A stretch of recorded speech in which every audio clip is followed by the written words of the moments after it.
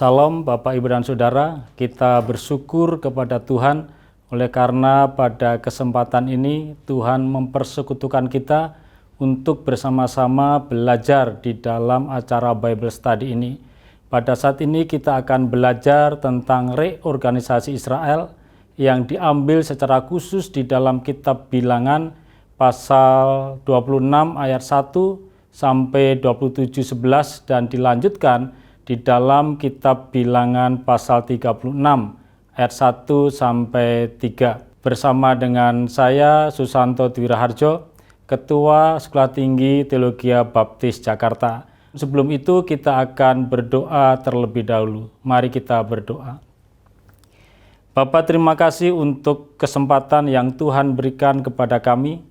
Kami akan belajar tentang reorganisasi secara khusus yang diambil dari kitab Bilangan, peristiwa di mana Tuhan telah turut campur tangan bersama dengan bangsa Israel sepanjang 40 tahun di dalam perjalanan dan tiba pada masa akhir perjalanan dan awal masuk ke tanah perjanjian.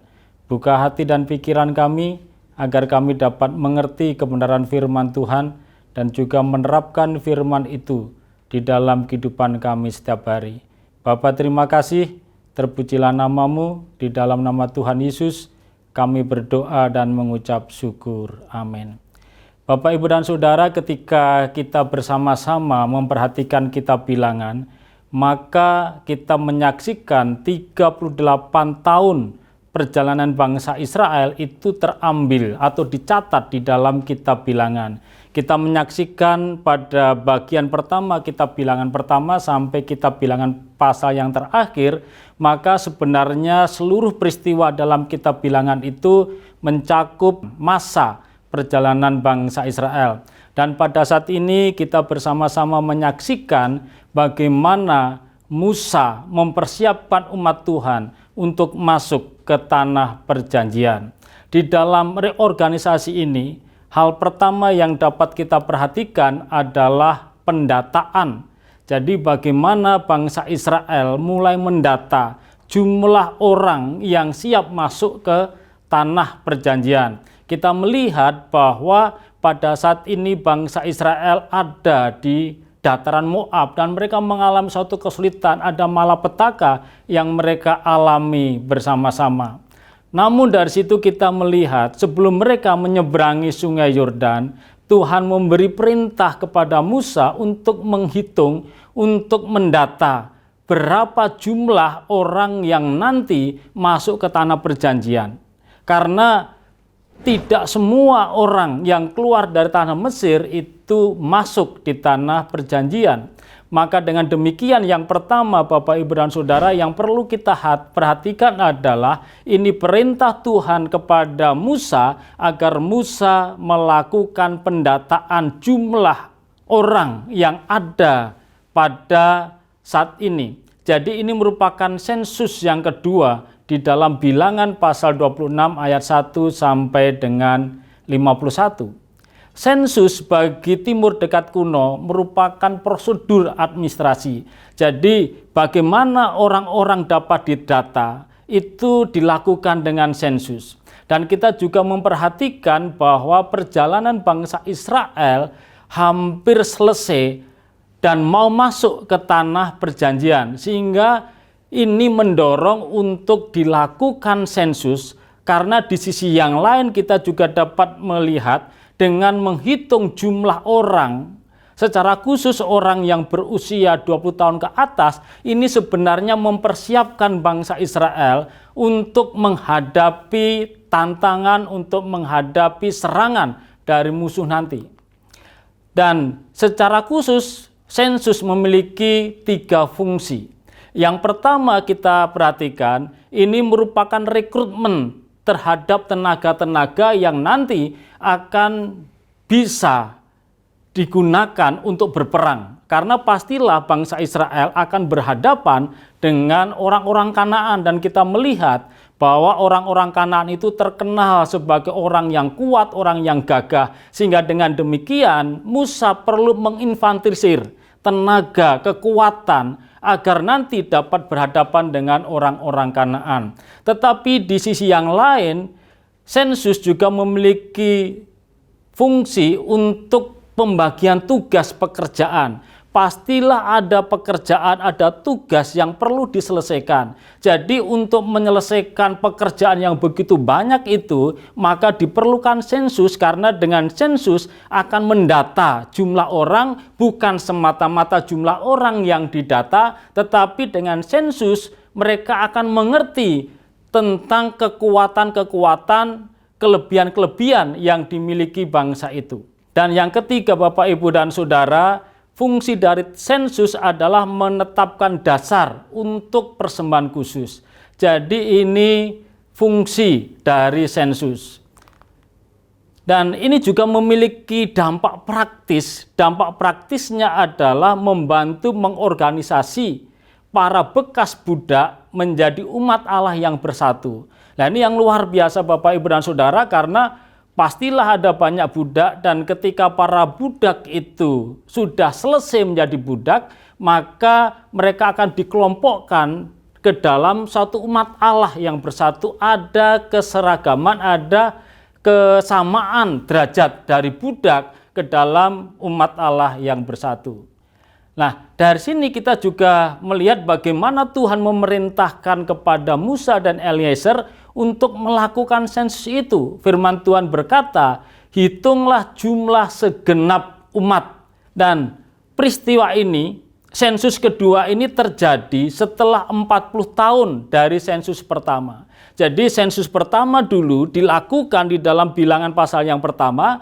Di situ juga Tuhan memberi perintah kepada Musa untuk menghitung berapa orang yang keluar dari tanah Mesir. Dan sekarang di sensus yang kedua, Tuhan kembali memberi perintah kepada Musa untuk menghitung kira-kira berapa orang yang nanti akan masuk ke tanah perjanjian. Jadi perintah penghitungan kedua ini sebenarnya dari semua orang-orang laki-laki yang sudah siap untuk maju berperang. Ini terjadi pada tahun ke-40 sesudah peristiwa Keluaran. Jadi selama 40 tahun kita menyaksikan bagaimana bangsa Israel itu mengembara di padang gurun, dan kita menyaksikan ternyata, Bapak, Ibu, dan Saudara, tidak semua orang Israel pada sensus pertama itu sekarang yang terhitung di dalam sensus kedua dan mereka masuk ke tanah perjanjian. Ternyata tidak semua orang dari sensus pertama itu masuk ke tanah perjanjian. Pertanyaannya mengapa? Jawaban sederhana atas hal ini adalah ketidaktaatan mereka. Kelompok pertama atau generasi pertama itu banyak yang menggerutu dengan Tuhan. Banyak yang bersungguh-sungguh dengan Tuhan. Ketika mereka menghadapi tantangan, ketika mereka menghadapi kesulitan, ada banyak di antara mereka yang menggerutu, bahkan memberontak kepada Tuhan. Dan karena itu, karena ketidaktaatan mereka, maka mereka tidak diizinkan masuk ke tanah perjanjian. Bapak, Ibu, dan Saudara, ini juga dapat menjadi pelajaran bagi saya dan saudara saat ini. Saat ini saya dan saudara sedang berada pada masa yang sulit. Kita berhadapan dengan masalah yang dihadapi oleh semua bangsa, yaitu COVID-19. Dari situ kita juga belajar, firman Tuhan mengajar kepada saya dan saudara, bagaimana di tengah-tengah situasi seperti ini kita tetap taat dan berharap kepada Tuhan.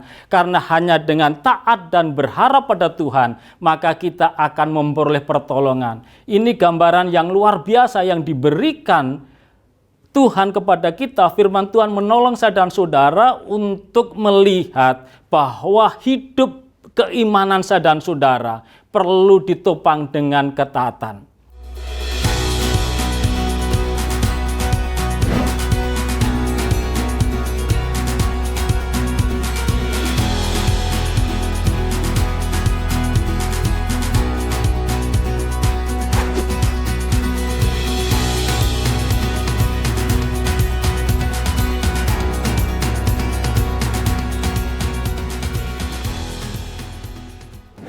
Dan yang kedua, dalam sensus ini, dalam reorganisasi ini, kita juga melihat bagaimana Musa membagi wilayah tersebut.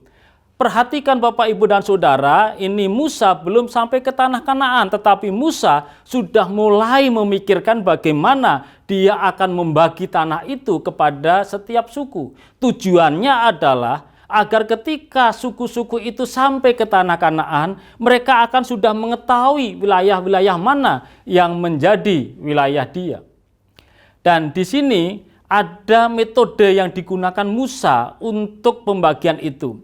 Yang pertama kita melihat wilayah itu dibagi sesuai dengan nama yang dicatat. Ada suku-suku yang sudah dicatat dan suku-suku itu sesuai dengan nama sukunya, maka mereka akan mendapat tanah warisannya. Yang kedua, disesuaikan dengan jumlah. Suku yang besar akan mendapat jumlah yang lebih besar dan suku yang kecil akan mendapat jumlah yang lebih kecil. Ini tentu saja diperhitungkan sebagai bentuk keadilan dari Tuhan kepada umatnya. Dan yang ketiga, ini dilakukan dengan membuang undi. Jadi dengan demikian, Musa bersama dengan Eliezer membagi undi kepada mereka, agar ketika mereka menerima undi itu, mereka sudah mengetahui tanah di wilayah mana mereka akan mendudukinya. Nah, ini kita lihat Bapak, Ibu, dan Saudara, di sini ada pembagian yang menarik. Misalnya kita memperhatikan Bilangan 26 ayat 5 sampai 18 itu menceritakan tentang Ruben, Simeon, dan Gad.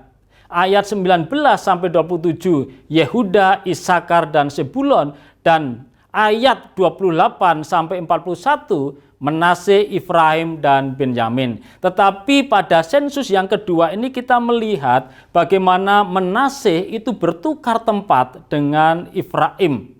Dan yang terakhir di dalam ayat 42 sampai 50 di situ ada suku Dan dan Naftali. Nah, dari situ Bapak, Ibu, dan Saudara, dari metode pembagian itu kita melihat tentang keadilan. Jadi bagaimana keadilan itu sudah ditegakkan, bahwa orang yang berjumlah besar akan mendapat yang besar dan yang kecil akan mendapat yang kecil. Barangkali ini juga dapat menjadi dasar berpikir saya dan saudara ketika Tuhan memberi suatu kepercayaan kepada kita di dalam pelayanan saya dan saudara, kita berhadapan dengan bagaimana kita harus memikirkan tentang pembagian itu. Ya, kita memikirkan tentang keadilan, bahwa keadilan itu diberlakukan bagi semua orang. Nah, dan yang ketiga ini terkait dengan pengecualian di dalam pembagian. Ada orang-orang khusus, orang Lewi tidak mendapat bagian warisan. Ini orang Lewi tidak mendapat. Suku-suku lain kita memperhatikan mendapat, tetapi suku Lewi tidak mendapat. Kenapa suku Lewi tidak mendapat? Ini yang menarik Bapak, Ibu, dan Saudara, karena suku Lewi itu suku yang dikhususkan untuk melayani Tuhan.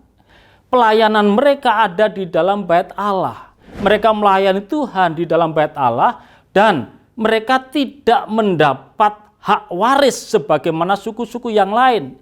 Pertanyaannya adalah bagaimana mereka dapat menghidupi keluarga sekalipun mereka adalah orang Lewi, suku anak keturunan dari Yakub, tetapi mereka juga pasti memerlukan pemenuhan terhadap kebutuhan hidup. Maka ini tugas dari suku-suku yang lain untuk memikirkan kebutuhan dari suku Lewi. Sehingga dengan demikian orang Lewi akan dikhususkan di dalam pemberian hak warisan. Dia dibedakan dengan suku-suku yang lain. Dan yang kedua, kita juga melihat tentang generasi tua tidak mendapat warisan di dalam pembagian warisan pada sensus kedua. Kenapa? Karena memang semua generasi pertama itu sudah tidak ada. Tinggal Kaleb dan Yosua. Jadi tinggal dua orang ini yang bisa masuk ke tanah perjanjian. Nanti kita juga memperhatikan Yosua pun juga mendapat hak waris ketika mereka nanti sampai ke Kanaan. Tetapi secara umum generasi pertama ini tidak mendapat warisan.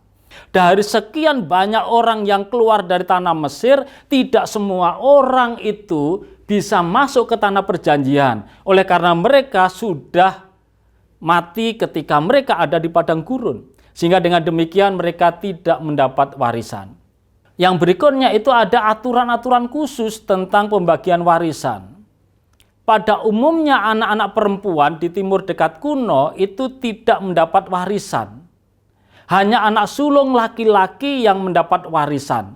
Sekalipun seandainya dia dilahirkan dari istri kedua, semua anak laki-laki sulung mendapat warisan dan semua anak perempuan tidak mendapat warisan. Tetapi di sini ada kasus Bapak, Ibu, dan Saudara. Kasus yang luar biasa yang menolong saya dan saudara untuk memahami bagaimana ada semacam stratifikasi gender antara laki-laki dan perempuan. Di sini disebutkan secara khusus, tadi kita sudah membaca di dalam pasal 26, disebutkan secara khusus tentang kelima anak Selafehat bin Hemer. Selafehat tidak memiliki anak laki-laki, sehingga hanya ada anak perempuan. Maka anak-anak Selafehat yang berjumlah 5 itu bertanya kepada Musa tentang hak warisan, memohon kepada Musa agar Musa mempertimbangkan status tersebut. Dan di sini kita juga memperhatikan bagaimana Musa bertanya kepada Tuhan. Dia menanyakan kepada Tuhan terkait dengan persoalan ini. Memang secara tradisi, secara budaya, secara kultur, anak perempuan tidak mendapat hak waris.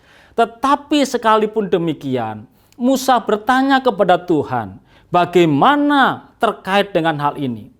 Kembali Bapak, Ibu, dan Saudara, sekalipun secara tradisi, secara kultur, anak perempuan tidak berhak mendapat warisan, tetapi sekali lagi bagaimana Musa menunjukkan ketaatannya kepada Tuhan. Dia melihat bahwa firman Tuhan itu lebih tinggi daripada tradisi dan kultur. Sehingga dengan demikian dia bertanya kepada Tuhan tentang hal ini. Maka Tuhan menjawab. Kalau kita perhatikan di dalam Bilangan pasal 27 ayat 1-7, ini merupakan jawaban yang daripada Tuhan. Bagaimana Tuhan mengabulkan apa yang menjadi permintaan dari kelima anak Selafehat itu. Jadi dari situ Bapak, Ibu, dan Saudara, kita sama-sama memperhatikan suatu kebenaran yang luar biasa. Dan kita dapat mengaplikasikan itu di dalam kehidupan kita bersama-sama. Ketika barangkali saya dan saudara, ketika kita mau mengambil apapun bentuk keputusan etis saya dan saudara, kita berbenturan dengan kultur, kita berbenturan dengan tradisi, maka firman Tuhan ini menolong kita untuk mempertanyakan atau untuk bertanya kepada Tuhan. Maka dengan demikian kita juga perlu memperhatikan bahwa sebagai umat Tuhan, kita perlu menempatkan Alkitab firman Tuhan di atas tradisi. Nah, ini yang luar biasa Bapak, Ibu, dan Saudara.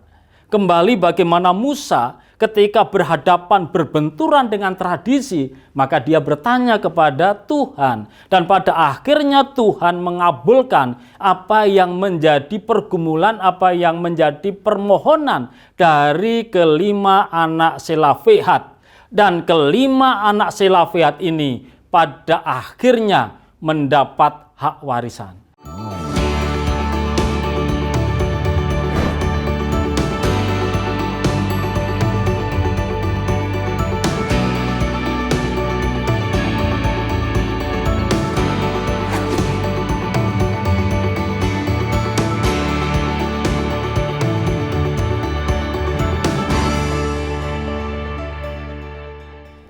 Dan yang berikutnya kita melihat juga di dalam kitab Bilangan pasal 36 itu ada persoalan terkait dengan warisan.